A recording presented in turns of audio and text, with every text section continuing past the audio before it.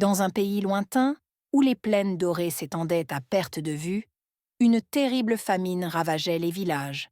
Les champs, autrefois fertiles, n'étaient plus que des terres arides, et les rivières, taries par des sécheresses interminables, n'offraient plus de répit.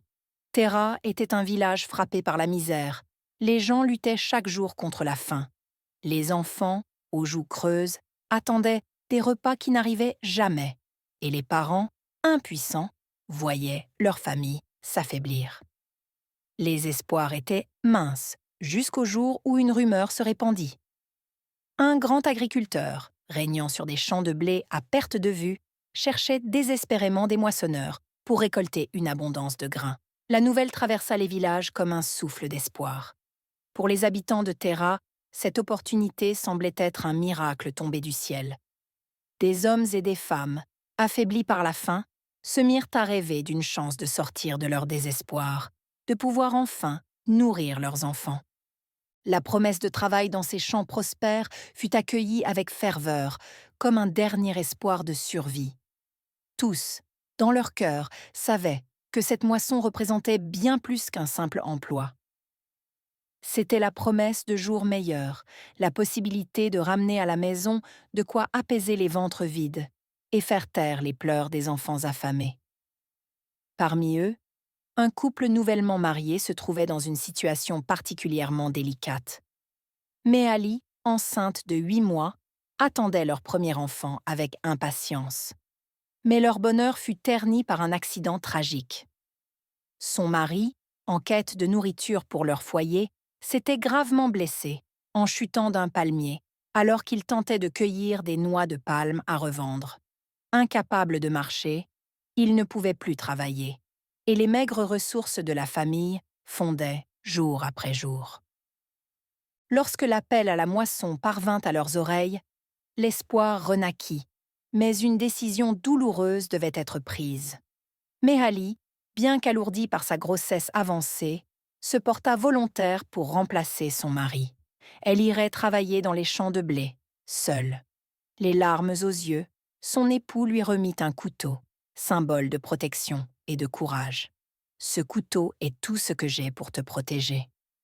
Souviens-toi de moi et utilise-le si nécessaire, lui dit-il, le cœur lourd. » C'est ainsi que Méhali entreprit son long périple vers les vastes champs, sans savoir que ce voyage bouleverserait sa vie pour toujours. À l'arrivée dans le village agricole, elle fut accueillie par d'autres moissonneurs venus de contrées lointaines. La moisson se transforma en un moment de partage et de convivialité. Les rires résonnaient dans les champs, les tribus se mélangeaient, et malgré la fatigue, la solidarité entre les moissonneurs réchauffait les cœurs. Le propriétaire des champs, un homme généreux et respecté, se montrait juste avec chacun. Il offrit non seulement un salaire généreux, mais également une partie des récoltes pour chaque tribu, afin qu'ils puissent rapporter du blé dans leur village. Alors que la moisson touchait à sa fin, la tribu de Méhali, épuisée mais comblée par le fruit de leur travail, se mit en route pour rentrer chez elle. Le crépuscule baignait les plaines dorées d'une lueur apaisante et les charrettes débordées de blé, promesse d'un avenir plus radieux. Mais l'atmosphère paisible du retour fut brutalement brisée par un rugissement sauvage. Des ombres surgirent des bois environnants, et en un instant, le chaos s'abattit sur eux. C'étaient les égorgerons, des pillards redoutés dans toute la région. Leurs chiens féroces aboyaient furieusement, tandis que leurs cavaliers déferlaient comme une tempête sur la caravane de moissonneurs. À leur tête, Lucif, le chef impitoyable, leva sa lame scintillante et cria d'une voix glaciale qui résonna dans toute la vallée. « Nous sommes les égorgerons, nous dérobons et détruisons les bénédictions des moissonneurs. N'oubliez pas de vous abonner si ce n'est pas encore fait. Mais surtout, laissez un commentaire pour partager vos impressions avec nous. » Son regard, empli de cruauté, balaya les moissonneurs terrifiés. « Éliminez-les tous !» ordonna-t-il sans une once d'hésitation. Ces hommes, avides de sang et de butin, se lancèrent à l'assaut, tranchant et pillant sans pitié. Méhali, tremblante, se cacha parmi les sacs de blé, son cœur battant à tout rompre. Le fracas des armes et les cris de désespoir emplissaient l'air. Elle savait que le moindre bruit pouvait trahir sa présence, mais elle serrait son couteau, se préparant à tout pour sauver sa vie et celle de l'enfant qu'elle portait.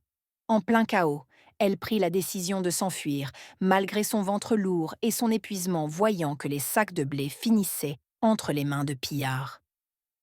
Fuyant à travers les dunes, elle trébucha et tomba d'une falaise. Sa chute, adoucie par la végétation en contrebas, la sauva de justesse, mais elle savait que le danger n'était pas loin. Lucif, fou de rage, lança ses hommes à sa poursuite avec des chiens féroces. « Retrouvez cette femme, morte ou vive !» ordonna-t-il. Les battements de son cœur résonnaient dans ses tempes, chaque souffle devenait une lutte. Méali courait à travers la forêt sombre, ses jambes lourdes, son ventre tendu sous l'imminence de l'accouchement. Les arbres autour d'elle semblaient se refermer, comme pour l'étouffer, tandis que les bruits derrière elle grandissaient en intensité. Les aboiements des chiens, rauques et menaçants, se rapprochaient de minute en minute. Elle pouvait presque sentir leur haleine chaude sur sa nuque. Soudain, un cri rauque déchira la nuit. Un égorgeron avait repéré sa trace. « Là! Elle est par ici !» hurla-t-il. Le vacarme des branches brisées sous les pas pressés des hommes, l'écho des chiens qui aboyaient avec férocité, tout se rapprochait. Méali sentait ses forces la quitter. Les douleurs de l'accouchement l'envahissaient. Chaque contraction la clouait sur place, la paralysant de l'intérieur. Son corps la trahissait alors qu'elle avait le plus besoin de lui. Elle tituba, manqua de tomber, mais se rattrapa de justesse à une racine. Ses mains tremblaient, elle haletait, mais elle devait continuer, toujours plus loin. Ses sens étaient en alerte maximale, chaque craquement de branche lui faisait bondir le cœur. Elle savait que les chiens la flairaient déjà, leurs grognements furieux se rapprochant. Ils étaient si proches qu'elle pouvait presque entendre leurs pattes marteler le sol à toute vitesse. Le temps semblait ralentir, chaque seconde s'étirant dans une éternité de peur. Méali entendit un autre hurlement, plus proche cette fois. Leurs torches fendillaient l'obscurité, projetant des ombres menaçantes sur les arbres. Méali savait qu'elle devait faire quelque chose, et vite. Alors qu'elle cherchait désespérément une issue, un autre spasme de douleur la plia en deux. Son bébé était sur le point d'arriver. Le timing ne pouvait être pire, mais la vie ne lui laissait pas le choix. Les aboiements des chiens retentissaient comme une cloche de mort. Ils étaient à ses trousses.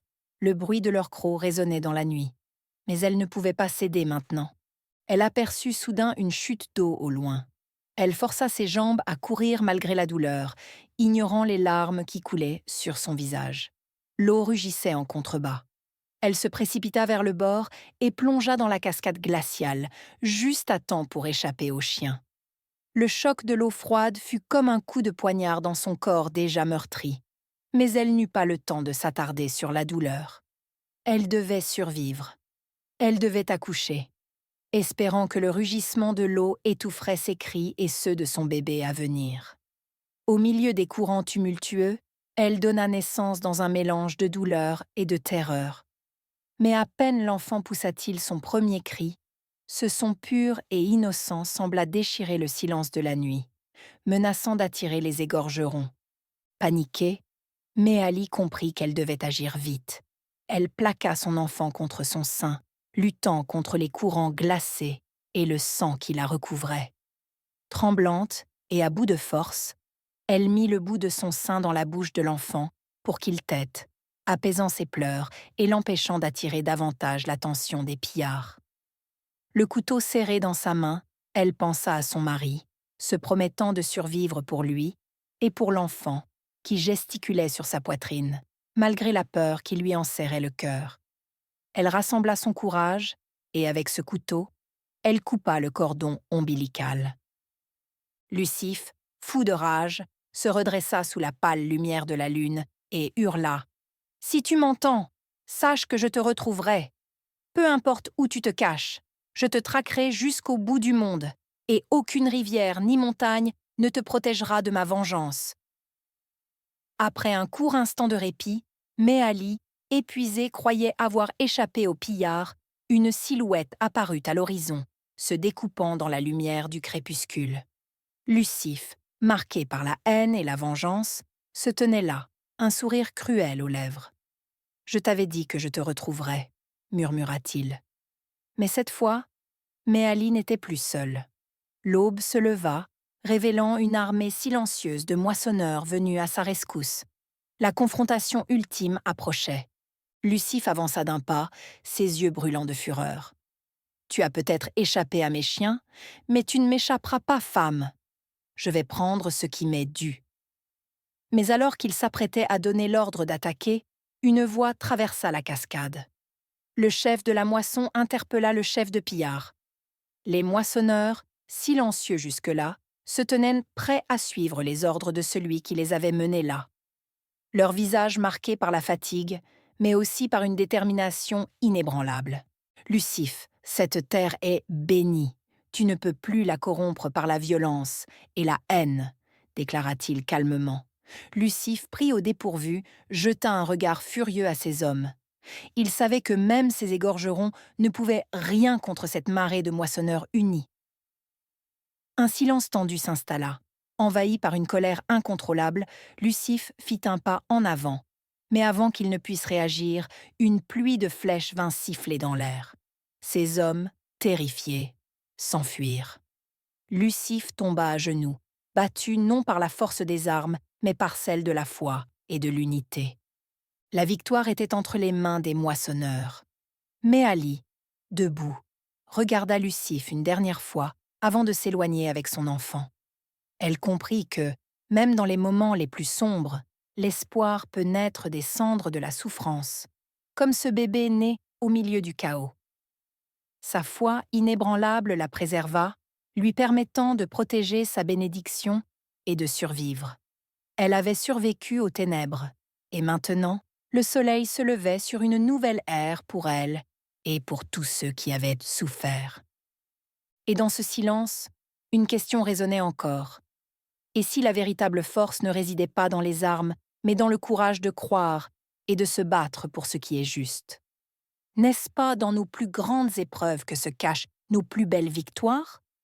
N'oubliez pas de vous abonner si ce n'est pas encore fait pour ne rien manquer des prochains épisodes. Et surtout, laissez un commentaire pour partager vos impressions. Merci de rejoindre notre communauté de réparateurs de brèches.